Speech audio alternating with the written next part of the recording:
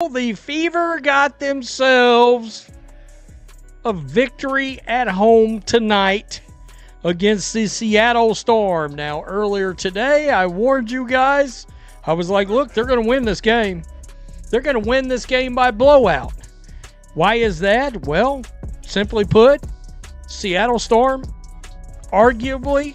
The narrative in Indianapolis has officially shifted. The dark, suffocating desperation that surrounded the Indiana Fever over the past week has suddenly been replaced by a ruthless, unapologetic display of basketball efficiency. But when the final buzzer sounded on the Fever's dominant 89-78 victory over the Seattle Storm, the television cameras captured something the organization can no longer hide behind polished PR statements. Nearly 3,000 empty seats inside Gainbridge Fieldhouse with Caitlin Clark on the floor. That image exposed a terrifying financial reality unfolding in Indianapolis. This wasn't just a basketball game. It was a collision between Clark's superstar brilliance and a fan base that appears increasingly frustrated with the leadership surrounding her.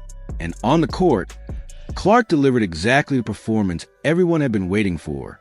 She didn't need to grind through 37 exhausting minutes or carry the entire system on her back late in the fourth quarter. Instead, she dismantled Seattle with ruthless efficiency, producing a masterclass in just 23 minutes and 42 seconds of playing time. It was a type of controlled, dominant performance that reminded everyone why she remains a centerpiece of the Fever's future, and why the tension between the franchise and its fan base continues to grow louder with every game. Her own offensive system for the Indiana Fever, and it is watch me play make.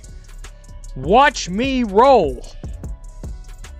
I'm going to take this rock and I'm going to show you. Caitlin Clark came out of the locker room and immediately took complete control of the game, setting a tone that reminded the entire basketball world why she is viewed as one of the most visionary point guards the league has ever seen. She finished with 21 points, 10 assists, and 7 rebounds while shooting an efficient 50% from the field, knocking down 5 of her 10 attempts, burying multiple deep threes, and delivering a flawless 9 for 9 performance from the free throw line. The numbers become even more staggering when you realize those 10 assists came in just 23 minutes, a pace that projects to nearly 17 assists over a full 40-minute game. Clark was reading the Seattle Storm defense before possessions even developed, dissecting every hedge, trap, and rotation with surgical precision. She connected with Sophie Cunningham on perfectly timed cuts, found Misha Hines-Allen sealing defenders in the post, and consistently delivered pinpoint passes that shattered defensive schemes before they could recover. This was not simply another double-double. It was a near triple-double produced in less than half a professional basketball game. It was the clearest example yet of what happens when a generational superstar is managed correctly, with fresh legs, restored explosiveness, and without being forced into exhausting 38-minute workloads.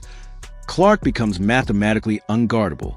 And while much of the mainstream sports media focuses only on the box score, the deeper analytical adjustments were impossible to ignore. The Fever dramatically improved their free throw shooting, managed the minutes distribution far more effectively, and finally implemented smarter rotational decisions. The exact fixes many analysts have been demanding for days. Tonight, at least in those first two areas, the execution was nearly flawless. Along. Caitlin Clark finding her three ball early. Guys, Caitlin Clark's got her three-point shot back. And that's probably the best thing that has come out of all of it, is she's knocking this down. Boom, finally. And she hit some more long threes tonight. Right here, let's check this out. The biggest difference in the Indiana Fever's performance tonight came from a detail that often separates championship caliber teams from struggling lottery franchises: free throw shooting. Just days earlier against the Washington Mystics, the Fever shot a disastrous 68% from the line, leaving 6 critical points on the board in a crushing double overtime loss. Tonight, they completely erased that weakness with a flawless 22 performance from the charity stripe. Not a single missed free throw in the entire game. In an 11-point victory, those guaranteed points became the undeniable difference between control and chaos. Caitlin Clark led the way with a perfect 9-4-9 performance, while Sophie Cunningham went 6-4-6. Lexi Hull finished 3-4-3, and Misha Hines-Allen added 2 more clutch makes. That level of precision does not happen accidentally. It reflects a team that identified a glaring flaw and aggressively corrected it. The second major adjustment was managing Clark's workload, and the results were immediate. Playing only 23 minutes allowed her to remain sharp, explosive, and completely in control offensively. Her decision-making in the half-court stayed elite. Her shot selection improved dramatically, and she no longer looked forced into launching exhausted late-clock jumpers. The coaching staff finally executed the load management approach they had discussed all offseason, and the payoff was arguably Clark's most efficient performance of the 2026 campaign. With Clark orchestrating the offense at such a high level, the supporting cast finally rose to the occasion as well.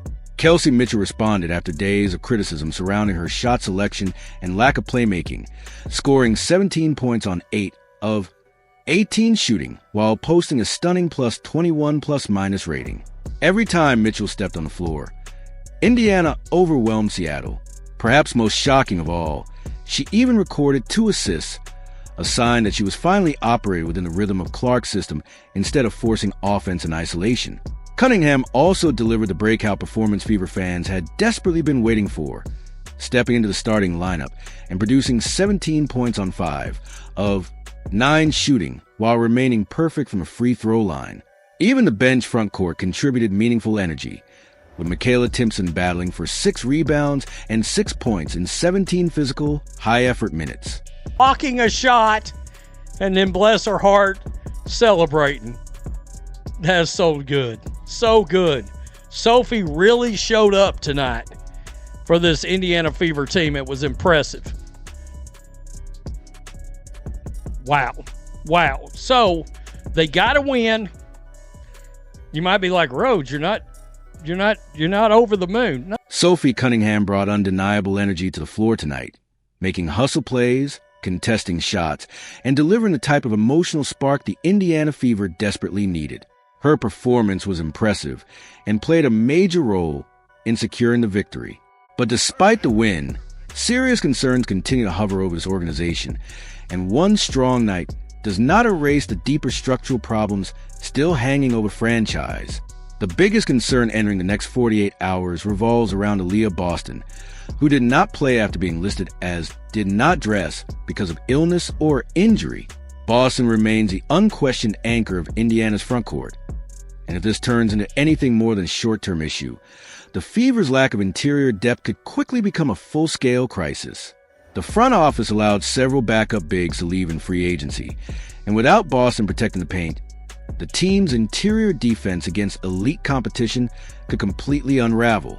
There is also growing frustration surrounding the handling of Christy Wallace and the inconsistent rotation decisions from head coach Stephanie White. Critics have argued for weeks that Indiana needs more reliable bench scoring and additional minutes for veteran guards to ease the burden on the starters, yet the coaching staff continues to use limited, inconsistent rotations. Giving players only a few scattered minutes late in games does little to establish rhythm or confidence, and it increasingly feels like unresolved tension exists between the roster construction and the coaching philosophy. Still, beyond the tactical debates and player rotations, the most concerning image of the night had nothing to do with the box score. It was the sight of noticeable empty seats inside Gamebridge Fieldhouse during a game featuring Caitlin Clark. For a franchise built around one of the biggest stars in basketball, declining attendance and visible fan frustration could become a far bigger long-term issue than any single coaching decision or rotation problem. Wow. Guys, this happened in real time when the game ended, because it was not up. I just checked it 5 minutes ago. 14,505 attended the game. I believe in the regular season, that is officially the least attended game, in which case Gamebridge Fieldhouse holds more than 17,000 fans and has long been considered one of basketball's premier arenas. But the atmosphere surrounding the Indiana Fever has clearly shifted. Official attendance for tonight's game was reported at just over 14,500, leaving nearly 3,000 empty seats during a dominant performance from Caitlin Clark. That number carries enormous weight when compared to the frenzy surrounding Clark's rookie season in 2024, when tickets were nearly impossible to find and resale prices skyrocketed across the secondary market.